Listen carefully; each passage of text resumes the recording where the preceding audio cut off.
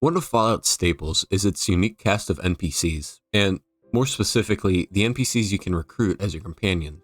From a schizophrenic super mutant to a synth detective, Fallout really covers all its bases.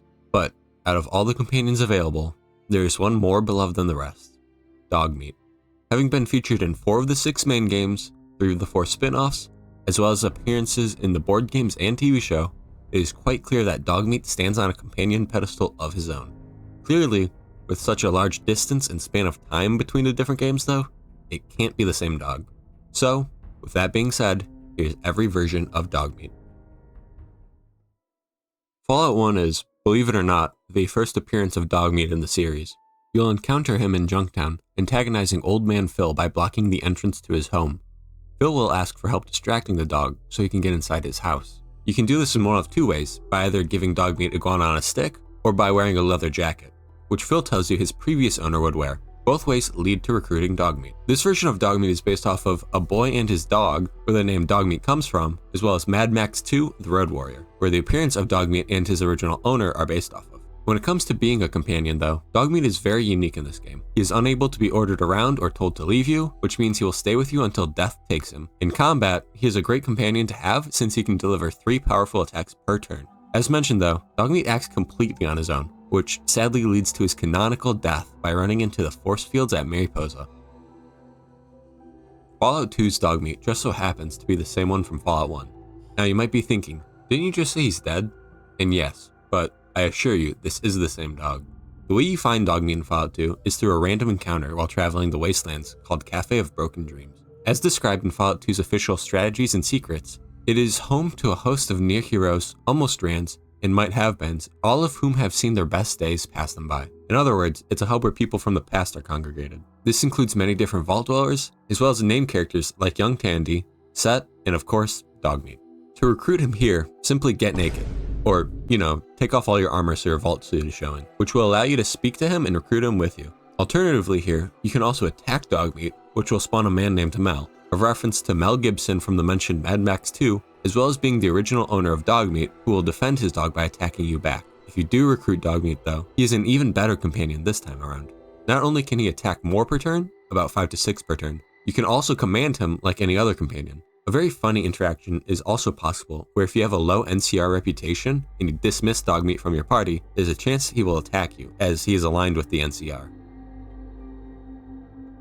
Fallout 3 is Bethesda's first Dogmeat, and is once again depicted as an Australian cattle dog. To find this Dogmeat, you will have to travel to the scrapyard, where you'll find him fighting a group of raiders, and once all the raiders are killed, you can recruit him to join you. His previous owner is not Mel Gibson this time, but a random scavenger that was killed by the same raiders you just helped fight off. As a companion, Dogmeat is real cool as he can be told to fetch supplies, and if something he is trying to fetch is behind a locked door, he will open it with no issue just for some jet, and I respect that.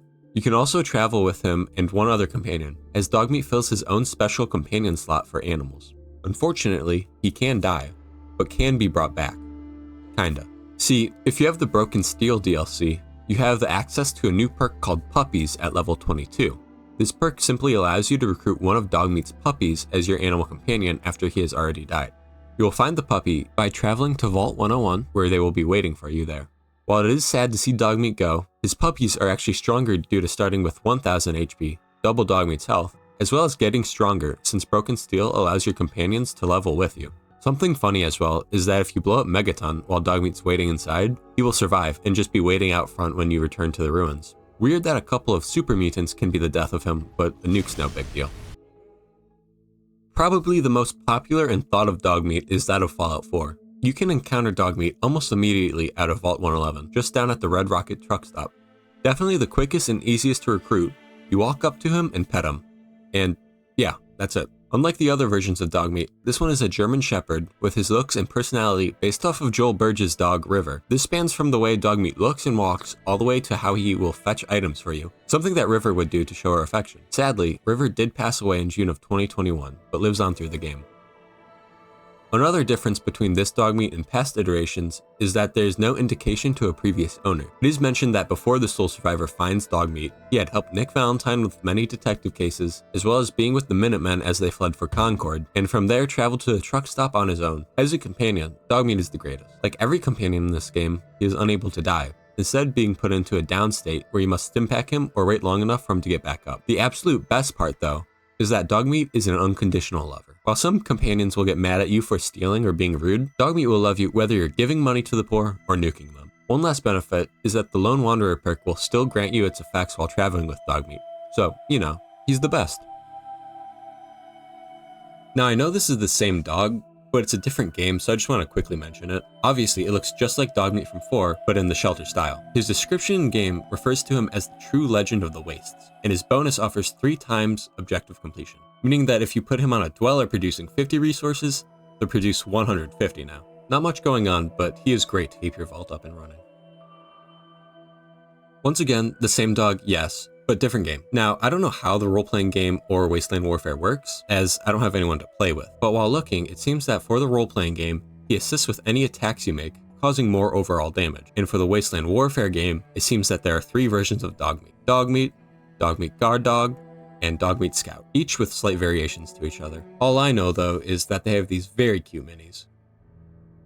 Okay, I promise this is the last of Fallout 4 Dogmeat, but these are new and cool, so I had to mention them. Called Dogmeat Ever Loyal, you can get him in the Scrappy Survivors Commander deck. He is a legendary creature who when entering the battlefield allows you to mill 5 cards, taking the top 5 cards from your library and putting them in the graveyard, and then returning an aura or equipment card from the graveyard to your hand. He also creates a junk token every time an enchanted or equipped creature you control attacks. I'm gonna be honest, I've played Magic the Gathering once or twice, about 6 years ago, so I have no idea if I explained any of that right, or if he's good or not, but the art is very cool, so probably a good card. The most recent iteration of Dogmeat actually comes from the show. Born inside an Enclave laboratory, CX-404 was meant to be incinerated since she was under the desired weight, but was rescued and secretly raised by Siggy Wilzig. Eventually through the show, she winds up with the Ghoul, after he had shot and brought her back to health. He then keeps her around to track down the bounty on Wilzig. Eventually, she does get left behind, but encounters Maximus and Thaddeus, where she follows Thaddeus as he travels with Wilzig's head. Rudely, he leaves her in a Nuka-Cola machine to get her to stop trailing him. But the Ghoul does come along and frees her from the machine, and she begins to stick with him permanently. Later in the episode, while camping at night, he finally refers to her as Dogmeat, after reminiscing on his pre-war dog. I'm sorry, Dogmeat, but you ain't him. A very interesting difference with this Dogmeat is that she is a female, the only Dogmeat to be so. Either way, I hope for more Dogmeat screen time in Season 2. This one will be quick because there really isn't much about this Dogmeat, as well as no one has played this game, and the few that have say it isn't good. The way you get this Dogmeat in the game is by getting the man's best friend skill, which will make him appear at the next save point. If at any point he dies, he will simply respawn at the next save point. Like I said, not that much going on here. But something pretty interesting is that if you pick Kane as your character, you can't get this perk, which I don't know why a ghoul wouldn't be allowed to get a dog, but anyways. Now, I know this is a Dogmeat video, but it felt wrong to leave these 2 dogs out. So here are the honorable mention dogs. Rex is a cyber dog companion you can get by helping the king perform brain surgery on Rex to help with his aging brain. Rex is actually a pre-war dog who served with the Denver Police Department. At some point, he was turned into a cyber dog, which helped him survive the Great War and more. In the Wasteland, he was at one point even a part of the Legion. Obviously, he is not still in the Legion, as he was lost in battle and found himself in Freeside, where the king took him in and gave him the name Rex. As I said, not a Dogmeat, but basically New Vegas' version of Dogmeat, with his own unique story. Last one, and you've probably not heard of them as I hadn't until researching for this video, is Lucky from Fallout Tactics. While not really the Dogmeat of Tactics, he is the only named dog in the game, so in a way, he is. As I said, I had no idea this character existed, as I haven't played Tactics yet, as well as this being in the multiplayer portion, which I also didn't know was a thing, but I wanted to include him for really only one reason. Lucky is the only playable dog character in the whole Fallout series. Obviously, you're not going through a whole Fallout storyline playing as a dog in this game, since I think the multiplayer is just you and other players going at it, but nonetheless, an interesting piece of Fallout knowledge. And that about covers all 10 of the appearances Dogmeat has made, as well as those 2 other dogs I threw in as a little treat. I also know that I didn't mention the Fallout Shelter Online's Dogmeat, but it's just the Fallout 4 one again, as well as Fallout Shelter Online isn't available in the West, so I'm sure like me, most people watching this have either never heard of it or even played it. But if I missed anything else, feel free to yell at me. I promise I won't cry. And with that, thanks for watching and have a great day.